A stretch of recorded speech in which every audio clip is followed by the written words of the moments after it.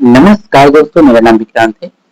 तुम class 10th के इतिहास का चैप्टर नंबर 1 यूरोप में राष्ट्रवाद पढ़ रहे थे, जिसमें कि यूरोप में राष्ट्रवाद पूरी तरह से पढ़ लिए थे। चैप्टर पूरा फिनिश हो गया था, जिसमें कि फ्रांस की क्रांति, इटली का एकीकरण, जर्मनी का एकीकरण, यूनान, हंगरी, पोलैंड, बोहेमिया, ये सब देशों में राष्ट्रवाद की विकास किस प्रकार हुआ, ये पढ़ चुके हैं। और आज हम पढ़ने वाले हैं कि जो यूरोप में राष्ट्रवाद है, इसमें विश्व और भारत, दो विश्व और भारत पर क्या प्रभाव पड़ा, ये हम जानने वाले हैं। तो सबसे पहले बात करते हैं कि विश्व पर क्या प्रभाव पड़ा।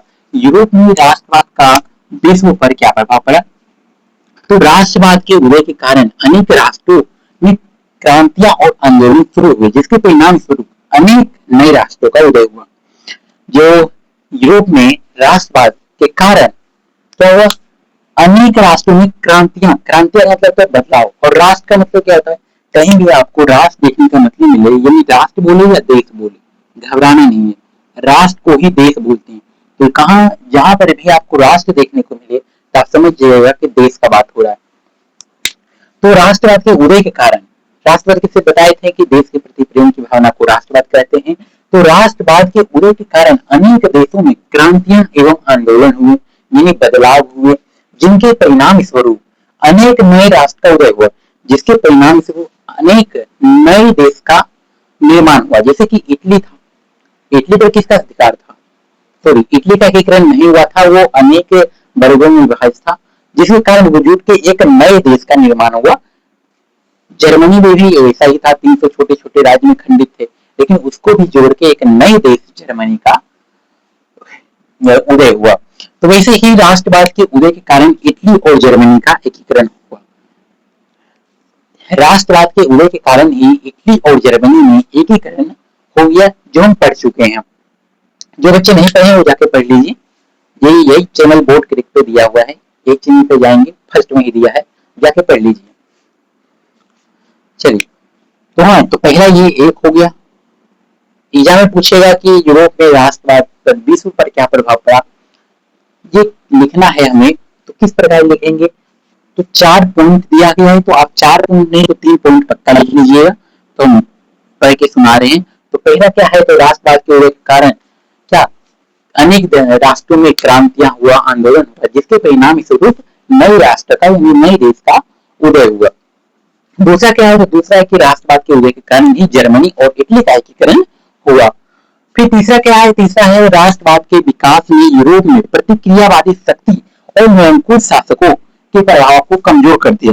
जो यूरोप में राष्ट्रवाद के उदय के कारण जो है वो प्रतिक्रियावादी शक्ति, प्रतिक्रियावादी किसे कहते हैं, जो सुधार होना नहीं चाहता है, वैसे लोग का जो शासन व्यवस्था है वो कमजोर पड़ गया। निरंकुश, जिस पर अंकुश न लगाया जाए, जो जनता पर तानाशाही करता हो, उसी को निरंकुश कहते हैं। तो निरंकुश शासक और प्रतिक्रियावादी शासक क्या कमजोर पड़ गए।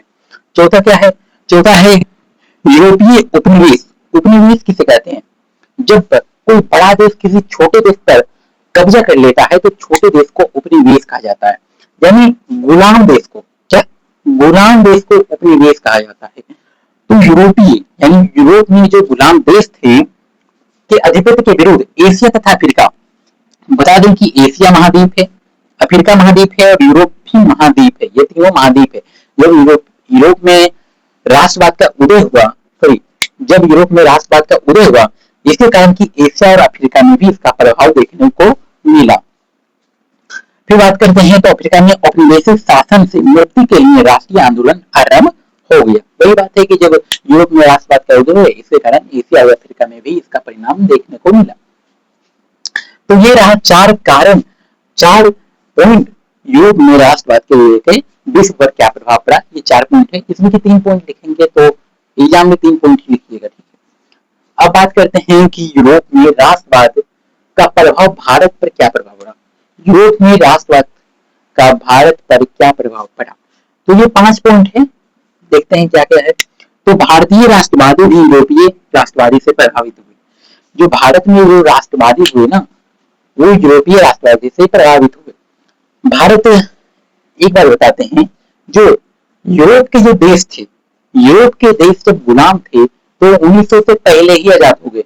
जैसे बात करते हैं अपन इटली का बात करते हैं, इटली का, तो इटली 1871 ईस्वी में आजाद हो गया। जर्मनी की बात करते हैं, तो जर्मनी भी 1871 ईस्वी में आजाद हो गया। यूनान जैसे देश की बात करते हैं, तो यूनान 1832 ईस्वी में आजाद हो गया। 1832 ईस्वी में हंगरी हंगरी की बात करते हैं, हंगरी, बोहेमिया, ये 1918 ईस्वी में, ये तो लास्ट में हुआ। लेकिन एक बात याद रखिएगा, जितने भी बड़े बड़े देश थे, वो 1900 ईस्वी से पहले ही आजाद हो गए। क्या यूरोप के जितने भी देश थे वह 1900 ईस्वी से पहले ही आजाद हो गया। उसके बाद भारत कितना ईस्वी में आजाद हुआ? 1947 ईस्वी में भारत आजाद हुआ। यानी इसके बाद ही भारत, यानी एशिया के जो जितने, भारत कौन से महाद्वीप में? एशिया महाद्वीप में। यानी यूरोप के देश जब आजाद हो गया, उसके बाद ही एशिया और अफ्रीका के देश भी आजाद होने लगा। तो वही बोल रहा है कि यूरोप में जब राष्ट्रवाद शुरू हुआ तो इस पर भारत का क्या प्रभाव पड़ा? तो यूरोप, भारतीय राष्ट्रवादियों भी यूरोपीय राष्ट्रवादियों से प्रभावित हुए। यानी यूरोप में जब राष्ट्रवाद हुआ तो भारत के लोग भी इससे प्रभावित हुए। फिर बात करते हैं मैसूर के राजा। कहा? मैसूर के राजा। अच्छा, मैसूर कहाँ है? केरल में। मैसूर कहाँ है? केरल में। याद रखिए, केरल में मैसूर है। तो मैसूर के राजा टीपू सुल्तान, क्या है? टीपू सुल्तान ने फ्रांसीसी क्रांति से प्रभावित होकर जैकोबिन क्लब का स्थापना किया। क्या? जो मैसूर के राजा टीपू सुल्तान थे, वो फ्रांसीसी क्रांति से प्रभावित होकर अपने देश में, यानी मैसूर में, जैकोबिन क्लब का स्थापना किया। ठीक। टीपू सुल्तान ने श्रीपट्टनम एक जगह का नाम है, तो श्रीपट्टनम में स्वतंत्रता का प्रतीक एक वृक्ष लगाया। एग्जाम में पूछेगा कि स्वतंत्रता के प्रतीक वृक्ष किसने लगाया और कहाँ लगाया? तो टीपू सुल्तान ने लगाया।